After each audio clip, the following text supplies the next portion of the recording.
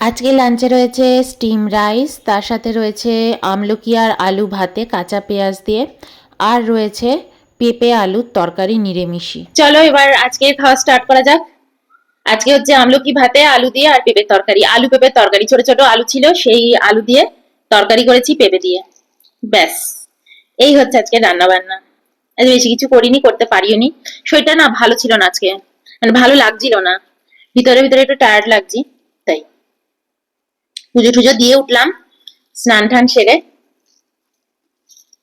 এই করতে করতে বেলাই হয়ে যায়। বৃহস্পতিবার ছিল আজকে। খাওয়া শুরুতেই আগে বলে রাখি যে আমার কিন্তু আরো একটা চ্যানেল আছে, লেমন ড্রপস লাইফস্টাইল। সেখানে আমি আমার ব্লগ পোস্ট করি, রেগুলার ছোট ছোট ব্লগ পোস্ট করি, জাস্ট আপডেট দিয়ে থাকি কি করছি কি খাচ্ছি, ব্যাস এইটুকু। তো তোমাদের যাদের ব্লগ চ্যানেল দেখতে ভালো লাগে তোমরা এসে সাবস্ক্রাইব করতে পারো। একদম সিম্পল লাইফস্টাইল, বিশাল কিছু পাবে না। ঘুরে বেড়াচ্ছি, এই করছি ওই করছি, খুব বেশি বৈচিত্র্য এরকম কিছু নেই, সিম্পল।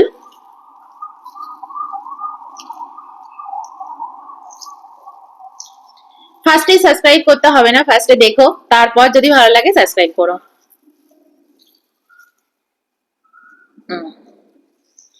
তো চলো খাওয়া স্টার্ট করা যাক। ভাতের রংটা দাও কেমন হয়ে যায়, এই ভাতে দিই না আমলকি। হুম, মারাত্মক টক। হুম হুম, আগে তিনটে আমলকি ভাতে দিয়ে দিয়েছি, তিনটেই পড়েছিল, কিন্তু বেশ ভালোই লাগছে কিন্তু। হুম,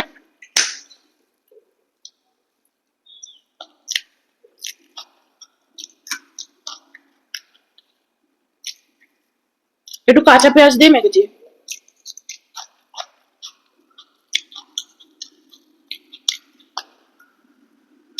যা টক টক লাগছে না, কষকস টক টক।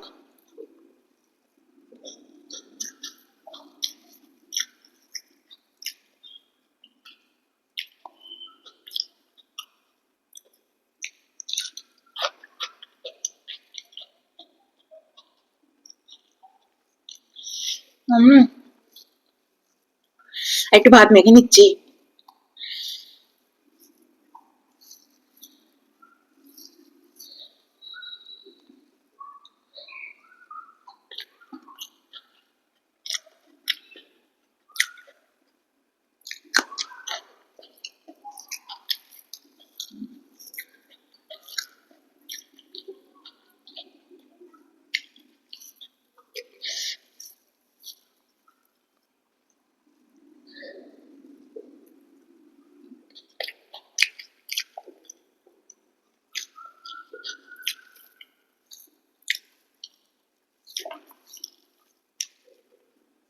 সেই যে তোমাদেরকে ছোট মামার গল্প বলেছিলাম না,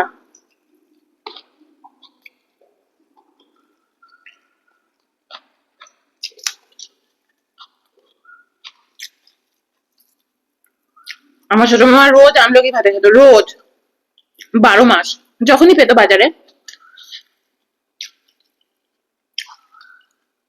এখন তো সবসময় সবকিছুই পাওয়া যায়। ওই ছোট মামার গল্প বলার পর থেকে আমাদের এই আমলকি ভাতেটা মাথায় ঢুকেছে। হুম, বলো।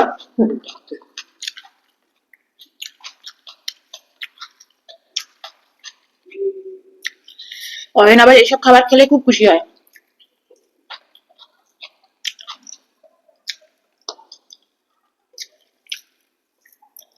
আমলকি খেলাম তো, একটু জল খেয়ে নি। এবার পেঁপের তরকারিটাও নিয়ে নেবো। আচ্ছা দেখো, আমি আলাদা করে পেঁপের তরকারি নিয়ে বসছি।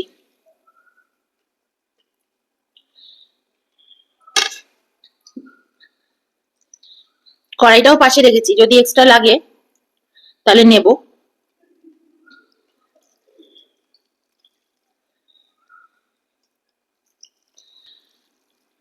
ছোট ছোট বেশ আলু ছিল ঘরে, এই যে এরকম আলু ছিল।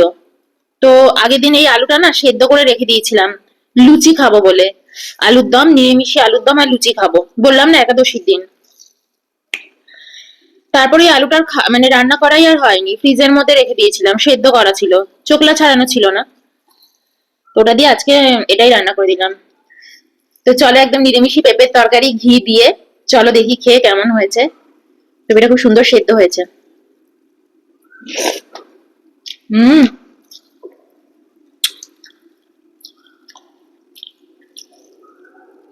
আমার ব্লগ কিন্তু ছোট ছোট বাচ্চা মেয়েরা, ছেলে মেয়েরাও দেখে। তার মায়েরা আবার আমাকে বলে, ওরা নাকি স্কুল থেকে এসে বলে তার মাকে যে মা তুমি আন্টির এটা চালিয়ে দাও।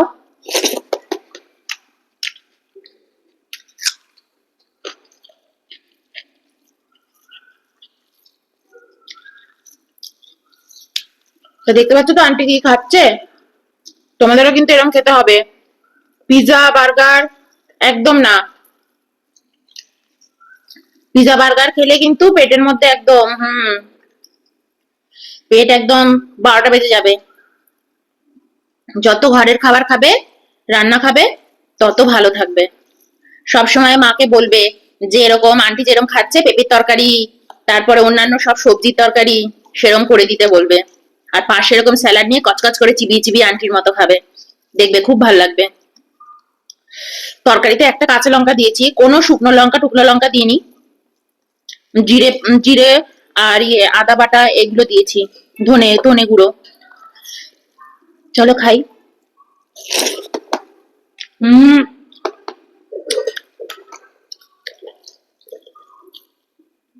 খুব ভালো হয়েছে। পেঁপের তরকারিটা অয়নকে দিয়ে দিই একটু। অয়নকে তরকারিটা দিয়ে দিলাম। আজ কিন্তু আমি এক্সট্রা ভাত একটু নিইনি, মানে নেই আজ, একদম ঠিকঠাক ভাবে ভাত রান্না করেছি অল্প অল্প, মানে যেটুকু খাবো। অন্যান্য দিন পার্টিতে ভাত থেকে যায়, তারপর আবার আবার এক্সট্রা নিয়ে খেতে হয়। পেঁপেটা দারুণ খেতে হয়েছে গো, একদম নিরামিষি করেছি, ঢেকে ঢেকে রান্না করেছি। এই দেখো পেঁপেটা। হুম।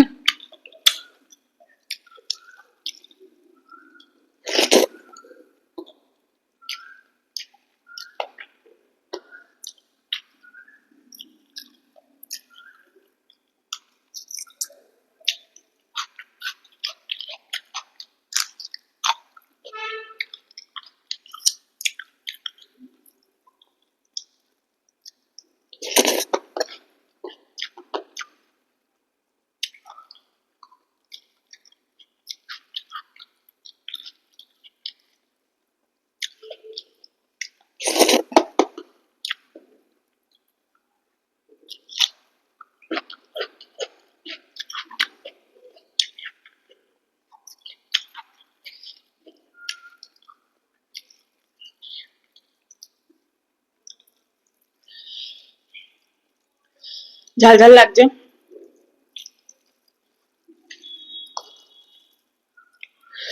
ছোটবেলায় এরকম পেঁপের তরকারি কদাপি খেতাম না, কদাপি না।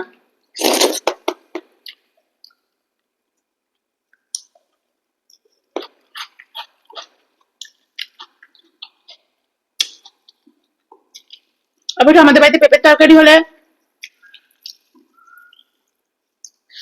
চিংড়ি মাছ টাছ দিয়েই বেশি করা হতো।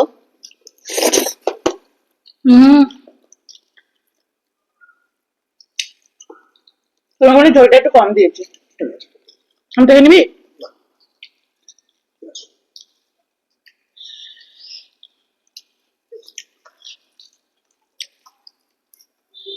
অয়ন আবার একটু শুকনো শুকনো, মানে অল্প একটু শুকনো শুকনো খেতে ভালোবাসে। আমি আবার একটু মানে ঝোলটা একদম বেশি বেশি হবে থালায়।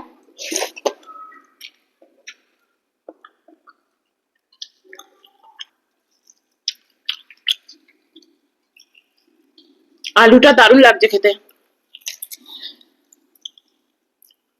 সব আলু না আমার পাতে পড়ে গেছে, নিবে আলু? না তো অল্প অল্প আলু পড়েছে, আমার বেশি বেশি আলু পড়েছে।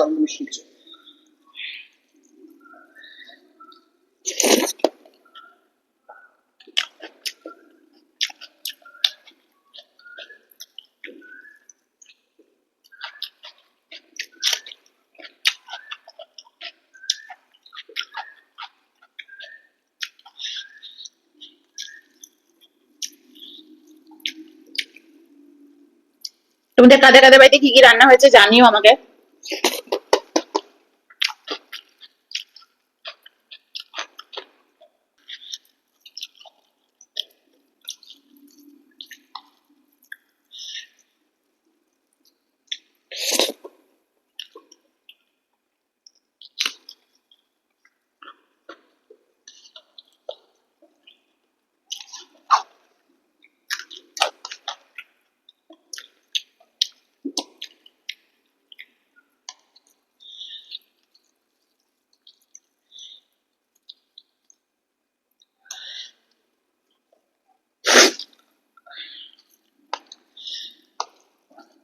আমারও পেঁপের তরকারি না চিংড়ি মাছ দিয়ে খেতে খুব ভালো লাগে।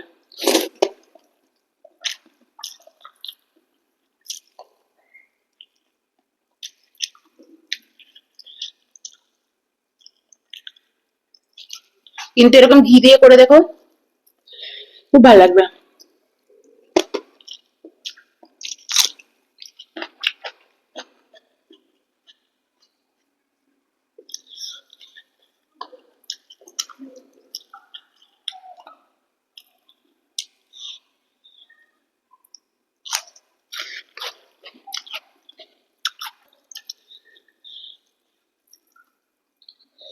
এতগুলো আলু খাবো না।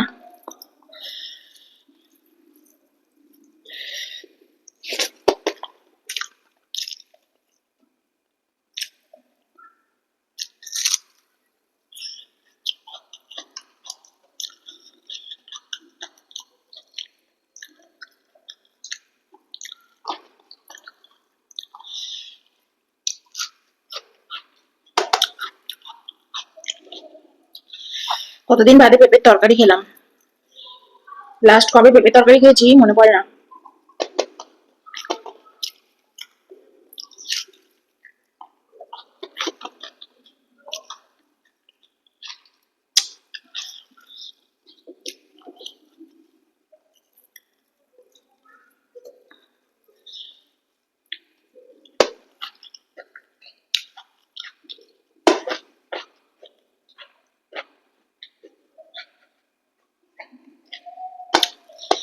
হ্যালো।